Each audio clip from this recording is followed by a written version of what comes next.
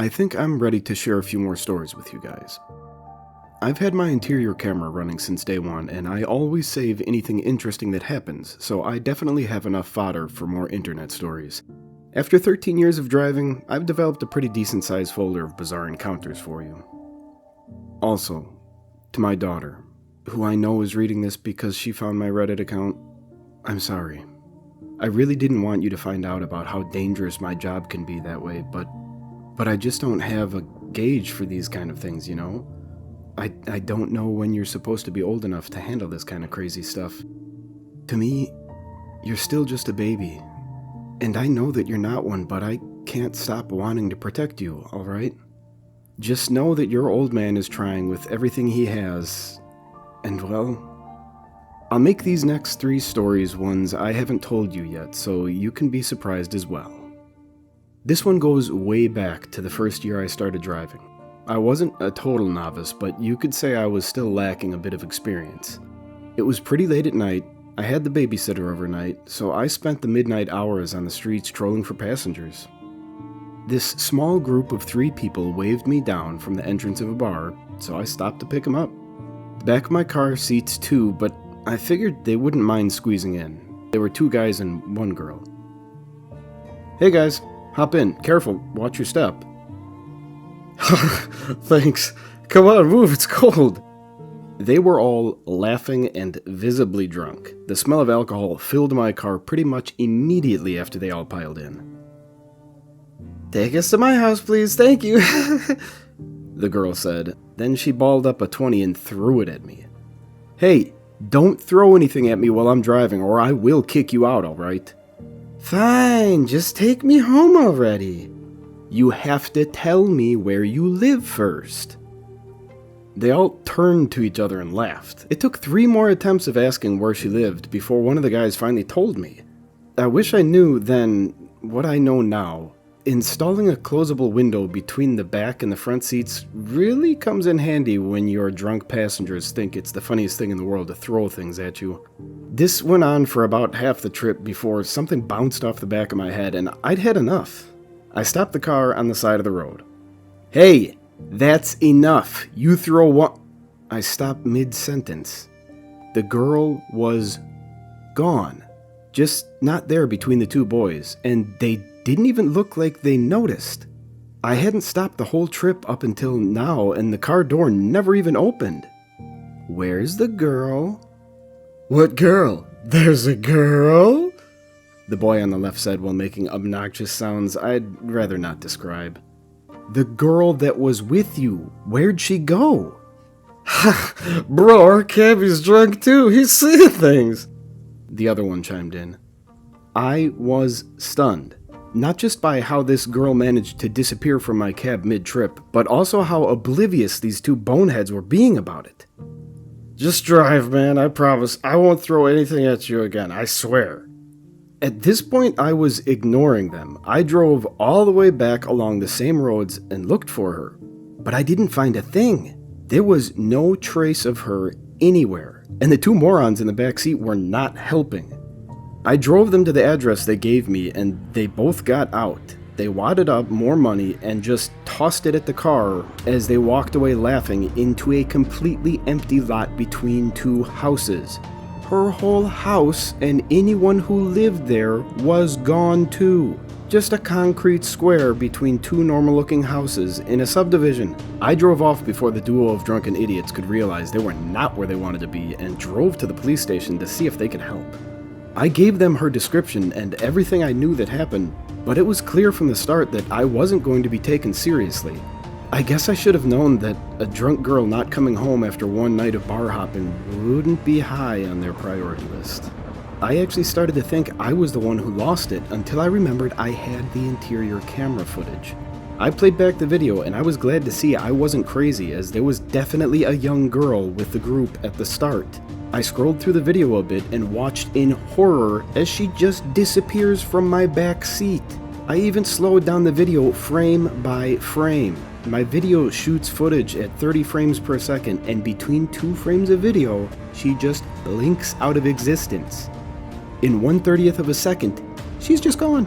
The police had no interest in this footage. They chalked it up to a glitch in the video or some kind of prank.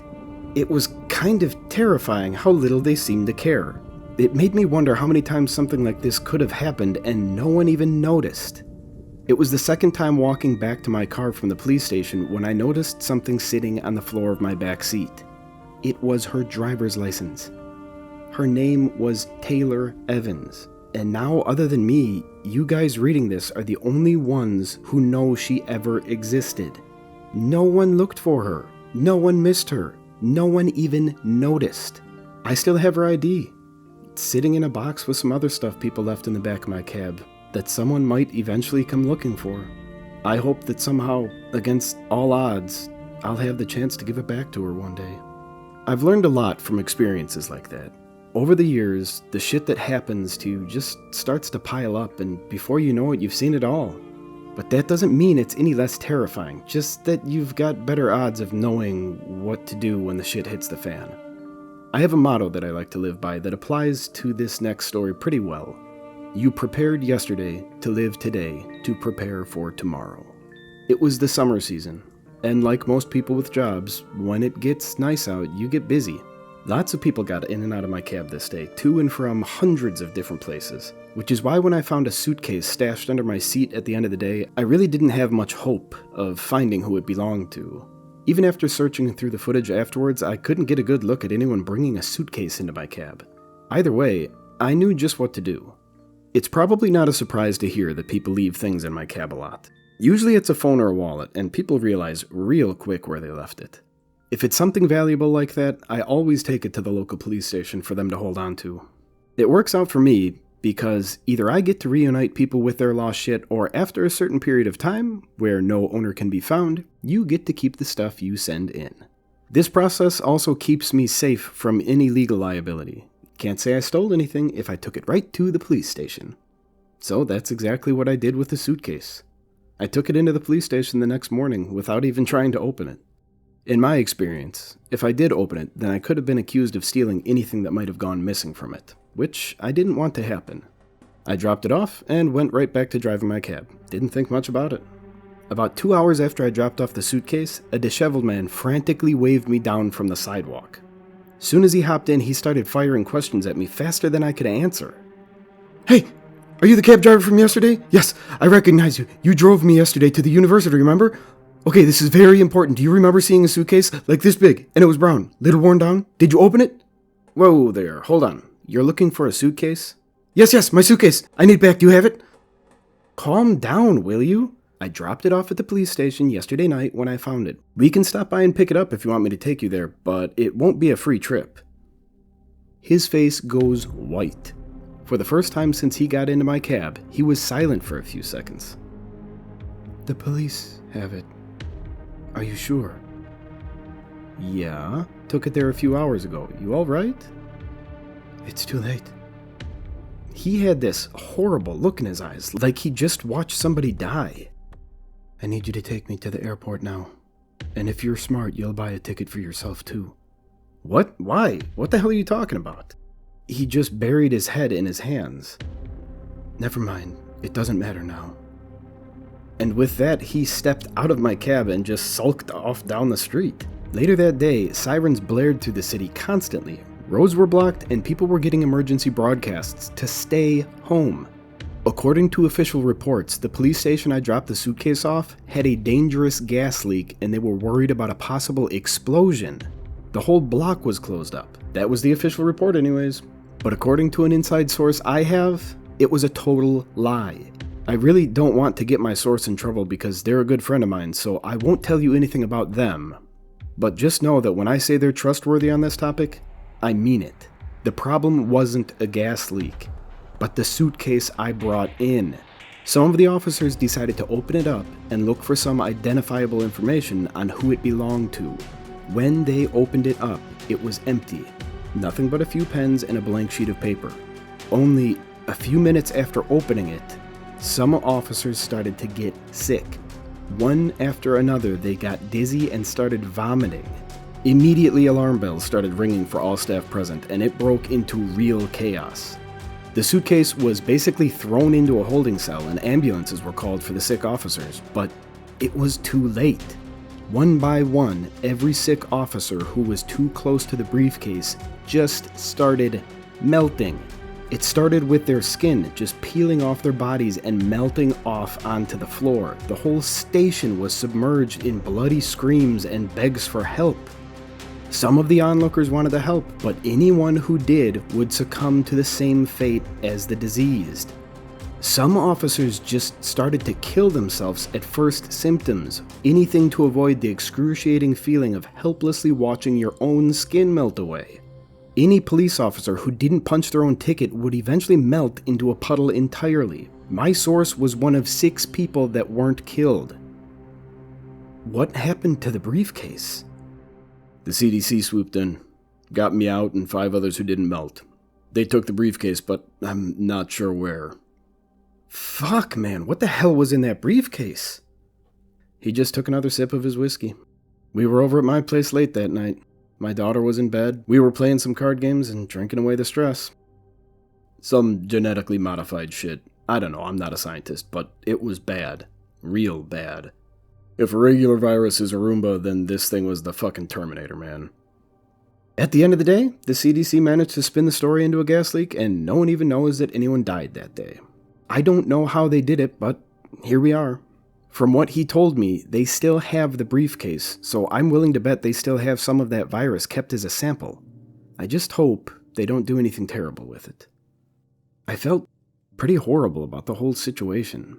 I mean, I basically delivered a bioweapon to the police station and killed a bunch of people. But I guess it could have been way worse. The guy who owned the briefcase said he wanted to go to the university, and I took him there.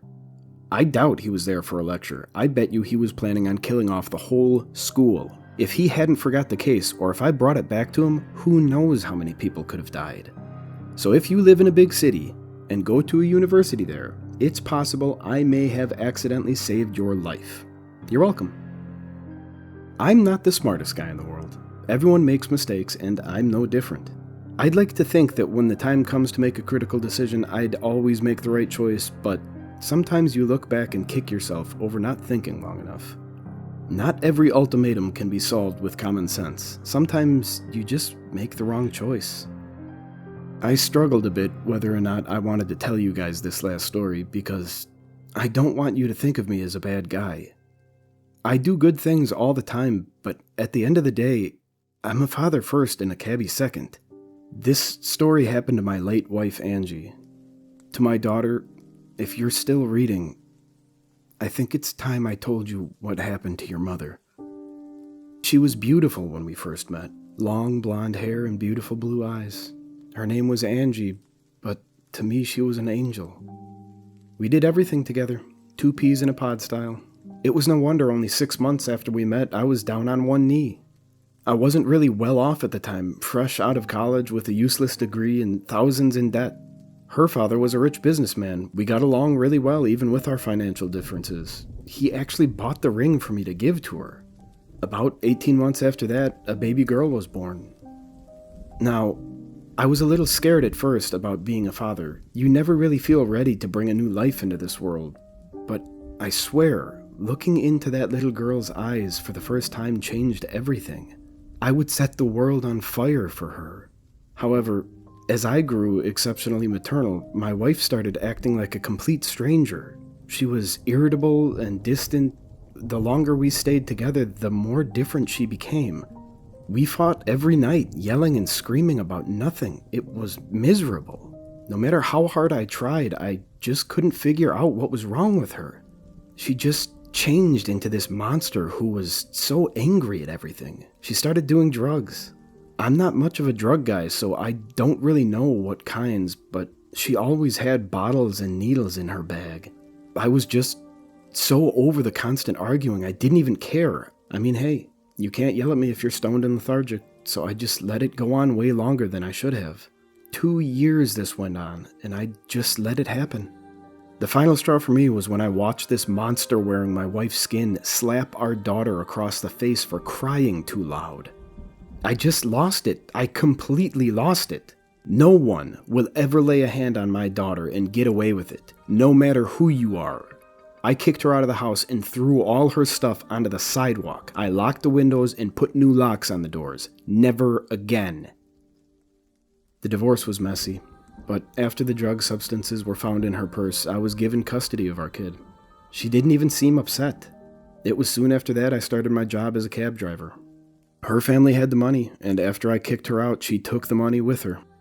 The next 4 months pass, and I don't hear a word from her. No calls or text, nothing. Then one day, this couple waves me down from the side of the street, so I pick them up. "Hey, how are you?" "I'm doing fantastic now, thank you," said the woman. She had matted blonde hair with ratty clothes, really skinny and sick looking. The guy stepped into the car next and was kind of the same way. Short, spotty hair and track marks on his arm. "How have you been? It's been a while." I turned around to face them and I could hardly believe what I was seeing. It was Angie, along with what must have been her coked out new boyfriend. "Angie? Is that you?" "Sure is. You miss me yet?" "Hey, who the fuck are you?" "That's my ex. Don't worry though, he's a loser." I was speechless. She looked like she just crawled out of a crack den. Dry skin, bone skinny, black teeth. It was horrible to see such a beautiful young girl turn into this creature that was sitting in my back seat. "Yo, we're gonna have a problem here?" "No way, this little bitch spends all his time with that little pest. I don't even think about her anymore." "Don't you fucking dare talk about our daughter that way, Angel." It was a slip of the tongue. I called her Angel while we were together, and I guess it just slipped out. Regardless, it made the guy in the back irrationally angry. "Yo, hold up, Angel. The fuck? You have a kid with this fucking bitch?" He grabbed a fistful of Angie's hair and opened up the car door on his side. "You fucking slut," he said as he pulled her across my back seat and out the door by her hair. She started screaming and kicking, saying that I was a liar. She would never have a kid with someone like me. He wasn't listening to a word she said. He just pulled her onto the street and stood over her, screaming about how much of a slut she was. I stayed in my cab and just watched from my mirror. I was just so depressed watching this happen, and even more depressed by what she said. I just sat there holding back tears. In that moment, I thought about my daughter, how I couldn't let myself get wrapped up into this shit because she needed me. My ex did this to herself, and I wasn't going to end up in that rotten world she lived in. So I left. Put my cab into drive and just left her there in the street pleading for help. I looked one last time out my mirror at them before I got too far away. The last time I ever saw her was when she was getting kicked on the ground in the middle of the street. I drove straight home and parked in my driveway before I broke down in tears. I felt horrible for leaving her like that, but all I wanted to do in that moment was just get away from that whole mess. I walked into my home, paid the babysitter, and locked the door. I went up to my daughter's room and sat on the floor next to her bed. She was only 2 years old, but I could tell she was going to be the sweetest young lady you'd ever meet. I slept on the floor in her room that night. It felt safer for me to be there between her and the door. 2 weeks later, the police picked up my ex-wife for breaking into a pharmacy. Given her condition, they pretty much shipped her straight to the hospital for evaluation. At the time, I was still listed as her emergency contact, so when she was admitted, I was called. I didn't want to, but I ended up driving all the way to the hospital she was sent to. I guess I was looking for a bit of closure, and this was my last chance to get it. Her doctor brought me to her room. He had this weird look on his face, like he was trying to say something but didn't know how. Either way, I entered her room and saw her for the first time since that night she got into my cab. "Hey Angie, you doing alright?" "I'll be fine as soon as I let them out." "Let what out? What do you mean?" "My spores. I just need to set them free to grow and spread." Then she stuck out her finger and pushed it into her temple. Her skull just gives way to her finger and she pushes deep into her own head, knuckle deep. I stumbled backwards in horrified shock at what I was seeing. She pulls out her finger in one quick motion, making a sickening gargling noise, then greenish-brown ooze pours out of her punctured temple like a faucet. The nurses panic and run into the room with towels and gauze. They press down on the side of my wife's wound to try and stop the leakage, but instead they only warped her soft skull even worse than before. All of the nurses and myself watch in horror as the whole top of my wife's head sagged to the side before slopping off onto the floor in a pile of ooze and rot. The autopsy of her body revealed her entire head was just rotting away from the inside. The coroners believed that she was infected by a completely new, microscopic fungal parasite that slowly ate and replaced her brain for years of her life. That means that on the day I saw her in the back of my cab, her brain was already mush. When I heard this, a wave of flashbacks hit me all at once. All the times she screamed at me, all those drugs she took, all those poor choices she made. What if all of that was a symptom of her brain rotting away? Could I have saved her if I paid more attention? I felt sick to my stomach. If I wasn't so blinded by my hatred for my ex-wife, could I have brought back the woman I once loved? She was sick the whole time, and I left her on the street getting her teeth kicked in. I'll regret that moment for the rest of my life. I should have at least called the police or something, but I didn't. She died, and I can't think of a single thing I did to try and help her. In the end, I didn't even get to say goodbye.